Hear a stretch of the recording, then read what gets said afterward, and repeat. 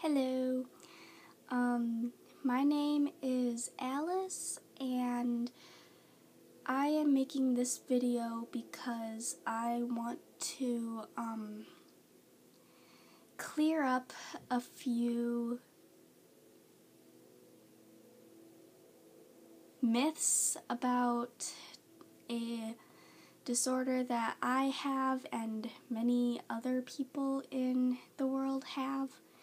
Tourette Syndrome, and it's Tourette Syndrome Awareness Month from May 15th to June 15th, and I figured it's the Awareness Month, why not do it now? So, in case you are not really aware of what it is, Tourette syndrome is a neurological disorder. That means that something in the brain just isn't working right. So I've heard a bunch of different things. I'm not exactly sure if it's an overload of the chemical dopamine or a lack of it. I heard a lot of different things, so you can do your own research on that or whatever. And a lot of people, well, everyone with Tourette's has tics. And a tic is a sudden and repetitive movement or sound, depending on if it's a vocal or phonic tic or a motor tic. You've probably noticed my neck tic. It's lovely. A vocal tic is making a sound. Most people define it as using your voice box to make it.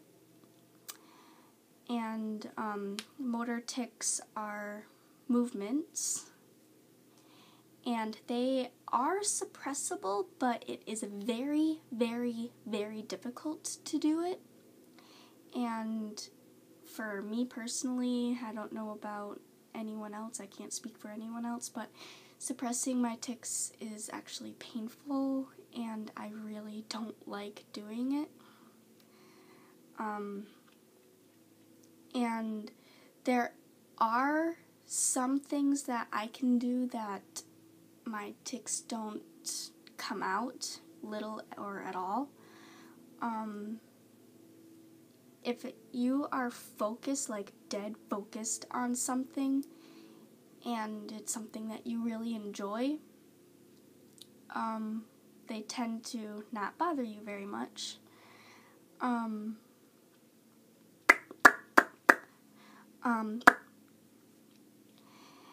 And yeah, so that's about suppressing them. And there are other disorders that are common to be found within Tourette syndrome. A couple of them are OCD, or obsessive compulsive disorder. I have not been diagnosed with OCD, but I have a lot of tendencies of OCD. I tend to do a lot of tapping and straightening things out. It kind of drives my dad crazy, and me a little bit too, but it can be a little funny. Also, ADD and ADHD, attention deficit disorder or attention deficit hyperactivity disorder. There is a difference. ADHD makes it difficult for someone to sit still and focus, and ADD is just having difficulty focusing, being distracted by sounds, and ooh, shiny, that kind of thing. A lot of people with Tourette's also stutter. I have a little bit of a stutter, and I'm not exactly sure if it's because of my Tourette's or if it's just there, but doesn't really matter. It is there, so yay. People with Tourette's also have depression and anxiety a lot because of a lot of the stigma and myths. Well, might not be the only reason, but I'm sure it doesn't help. And it's also not uncommon for someone with Tourette's to also have autism or be on the spectrum and have sensory problems. I get sounds and lights and sometimes even scents bother me. I'm not 100% sure if it's a sensory problem or if it's just there again, but I have those problems also. And more common in younger people with Tourette's, though I'm sure that it happens in older people as well, rage. Getting angry for little things. I've seen videos on YouTube of kids with Tourette's that during a rage fit, and it's not pretty. They might throw things, break things, scream. It's like a temper tantrum on steroids, for lack of a better way of explaining it. You can look up those videos on your own.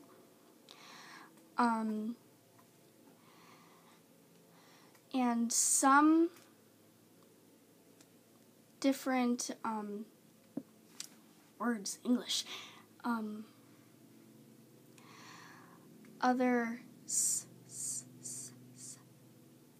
symptoms of Tourette's, they're a little bit rarer, and not everyone with Tourette's has them, but they're there, they happen.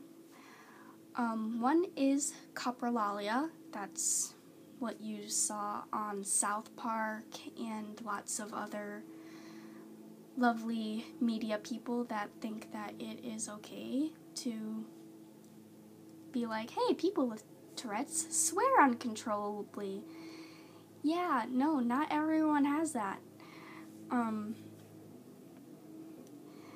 Coprographia is writing or drawing inappropriate words or pictures. This is not to be confused with the strange and weird obsession that a lot of people have of drawing penises and stuff on school books and on walls and stuff. I don't understand why people do that, but I have a very difficult time believing that it's because of this. It's possible, but very, very unlikely. Another one is copopraxia. Not sure if I'm pronouncing all of these right, so if you know that I'm pronouncing them wrong, I'm sorry. Copopraxia is inappropriate gestures, like giving people the bird a lot and stuff. It's rarer. It happens, but you do not have to have that to get a diagnosis of Tourette's. Another one is echolalia and echopraxia. These two are mimicking people's sounds or body language, or copying your own. Like if someone said something and it just stuck with you, and then maybe right away, maybe in an hour or two, suddenly being like, fix it, fix it, fix it. That was one of the ones that I had a while ago. Fix it. Oh, shit. Sorry.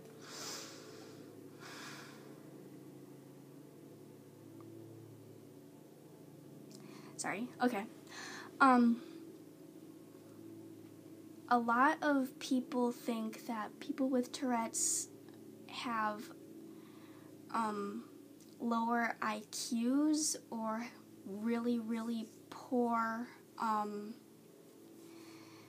impulse control. Not necessarily true. I'm sure that maybe there might be some people out there, but for the most part, we are not stupid. We understand things. There are many people, very many successful people that have been diagnosed with Tourette's that are very smart, of normal intelligence or even higher. One example, you might not know who he is, but Bradley Cohen. He had Tourette's since he was 6, and everyone kept on telling him, you can't be a teacher, you can't teach, how can people learn in a classroom with someone making all those noises all the time? He not only became a teacher after a lot of fighting with people being like, I can do this, let me show you, I can do this. He not only became a teacher, but his first year he got an award for the best first-year teacher in the entire state. And he's like my hero for that. I am so proud of him, and I want to be just like him with that. And we are just like anyone else. We have feelings. We can succeed. We can do anything anyone else can do. We might look a little bit sillier doing it, but whatever. We can do it. And I just want to say one last thing before I go, because I can tell that this is getting a bit long. Sorry about the rambling. But people who make fun of Tourette's by mocking it, faking it, I just want to ask you why, because it can be funny, but it's not a joke. It affects so many people's lives. It can be hard enough just going out in public and twitching a lot and making noises. And it's not funny. I don't think it's okay to make fun of something that can make people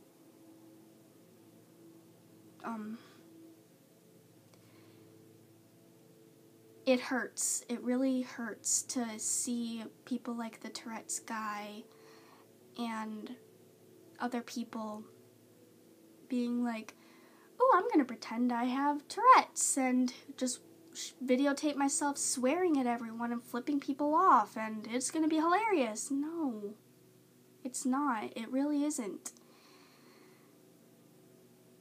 So I just want to ask you to please stop and share this video, like it, comment, share it on Facebook or whatever. I want this video to go out and educate some people and hopefully make a difference.